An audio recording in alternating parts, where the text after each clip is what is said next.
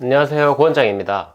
오늘은 ADHD를 가진 분들의 대화 습관 또는 말투에 대해 말씀드리려고 하는데요. 진료 중에 대화를 나누다 보면 이분은 ADHD를 가지고 계신 것 같은데 싶은 경우가 종종 있는데요. 같이 확인을 해보면 ADHD 진단이 나오는 경우가 많았습니다. 어떤 특징들인지 하나씩 이야기해 볼게요.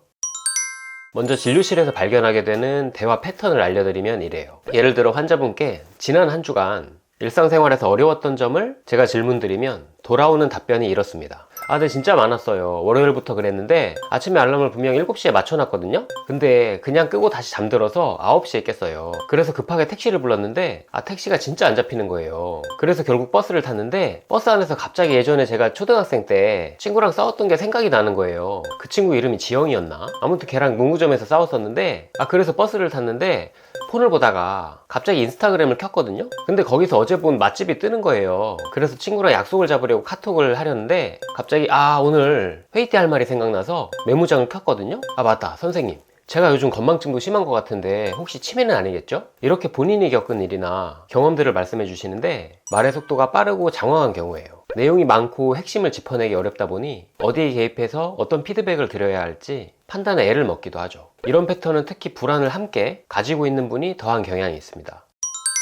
또 다른 사례를 이야기 드려볼게요. 지난주에 약을 규칙적으로 잘 챙겨 드셨나요? 혹시 특별한 부작용이나 컨디션 변화가 있었는지 궁금해서요 라고 질문을 하면 환자분 답변이 이렇습니다. 약이요? 네, 먹었어요. 근데 사실 제가 약 먹고 나서 입이 좀 마르는 것 같아서요. 그래서 마트에서 무설탕 껌을 샀는데 그 파란색 포장지 껌 있잖아요. 그게 괜찮더라고요. 근데 제가 원래는 민트향을 좋아하는데 그날따라 가게에 그 향이 다 떨어져서 직원이 창고에서 다른 것을 꺼내주느라 시간이 좀 걸렸거든요. 그래서 결론은 약을 잘 챙겨 먹긴 했습니다. 치료자의 관점에서는 약의 복용 여부와 그에 따른 변화를 알아보려는 질문이었지만 환자분은 약이 아니라 부수적인 정보인 껌의 포장지와 가게 상황에 주의를 완전히 빼앗겨버린 거죠. 이런 두 가지 대화 패턴이 생기는 이유를 말씀드려보면 이래요. 먼저 디폴트 모드 네트워크와 과제 수행 네트워크의 전환 장애를 들 수 있는데요. ADHD의 뇌는 집중해야 할 때 디폴트 모드 네트워크가 잘 꺼지지 않고 계속 간섭합니다. 그래서 대화에 집중을 하고 싶어도 뇌가 자꾸 딴 생각을 끌고 와서 대화의 맥락을 끊어버리는 것이죠.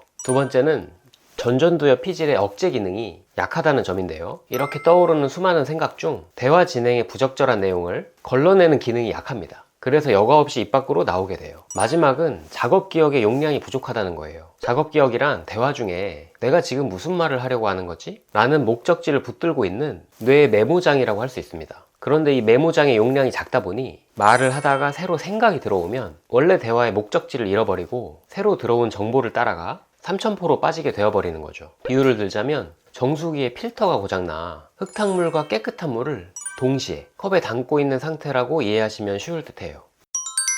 이번에는 생활 속에서 ADHD를 가진 분의 말투에 대해서도 말씀드릴게요. 아마도 보호자 또는 지인으로서 자주 들었을 만한 이야기일 텐데요. 자녀가 조만간 시험이라 공부를 해야 할 때라는 것을 부모인 내가 잘 알고 있는데도 자녀가 공부를 하지 않고 민기적대고 있을 때 한마디 하게 됩니다. 시험이 조만간이라 공부한다고 하지 않았어? 또는 숙제 내일까지 낸다고 하지 않았어? 그러면 들려오는 한마디, 해야지, 좀 이따 할 거야. 골치 아프거나 번거로운 일을 끝까지 미루게 되는 ADHD의 핵심 증상이 말투에 반영된 대표적인 모습이라고 할 수 있죠. 보호자로서는 이 말을 곧이곧대로 이해하시면 안 됩니다. 해석을 한번 거치면 이렇죠. 해야 하는 것을 알고 있어요. 하지만 너무나 하기 싫어서 미루는 중이에요. 자꾸 이야기하면 더 하기 싫어질 거예요. 이렇게 속뜻을 받아들이시고 내 답답한 마음을 다독이며 기다려 주셔야 해요. 무엇보다 ADHD를 가진 당사자가 가장 힘들거든요.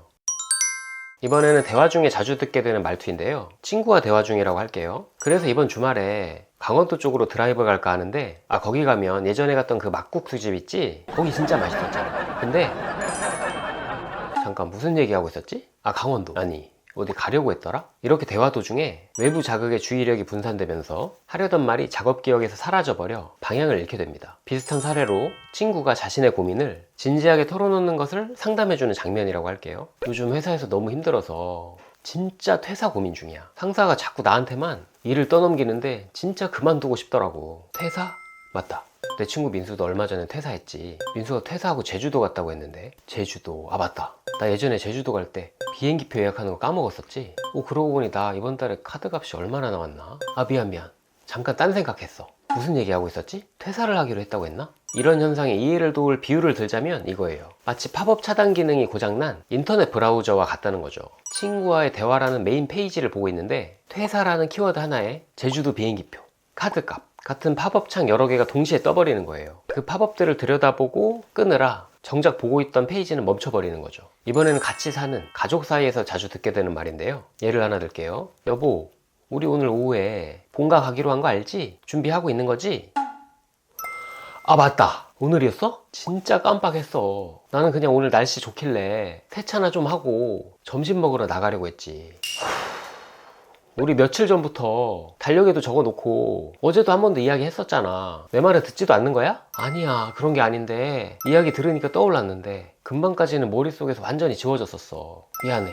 지금 바로 준비할게. 부부 사이에 비슷한 경우 참 많으시죠? 어째서 이런 일이 벌어지나 이유를 잠깐 말씀드려 볼게요. 먼저 미래 기억이 약하기 때문입니다. 우리는 보통 무언가를 기억할 때 과거의 사실을 기억해요. 하지만 미래에 해야 할 일을 기억하는 것은 미래 기억이 관장하죠. ADHD의 뇌는 현재, 다시 말해 당장의 자극에 지나치게 매몰되어 있습니다. 눈앞에 있는 세차라는 자극이 너무 강렬하면 뇌는 미래에 하기로 한 처갓집 방문이라는 정보를 비활성 상태로 밀어내버립니다. 또 ADHD인의 기억은 시각적 자극에 의존하는 경향이 강합니다. 달력에 적어놨더라도 그 달력을 바라보고 있는 순간이 아니면 뇌가 그 정보를 처리하지 않습니다. 뇌 내부에서 능동적으로 미래의 스케줄을 꺼내오는 작업기억 인출 능력이 현저히 떨어지기 때문이에요. 마지막으로 ADHD의 뇌는 지금 당장의 중요도가 나중보다 압도적으로 큽니다. 그래서 약속을 할 때는 진심으로 기억하고 싶어 하지만 시간이 지나면 뇌가 스스로 우선순위를 지금 내가 좋아하고 하고 싶은 것으로 재배치해버리는 것입니다. 가족으로서 답답한 마음은 10분 이해를 합니다. 동시에 이런 일이 일어나는 이유가 배우자가 여러분을 사랑하지 않아서는 아니에요. 뇌의 알람 시스템이 잘 안 들을 뿐이죠. 뇌가 당장의 자극에만 반응하도록 설계되어 있어서 5분 뒤의 일도 5년 뒤의 일처럼 느끼는 중인 거죠.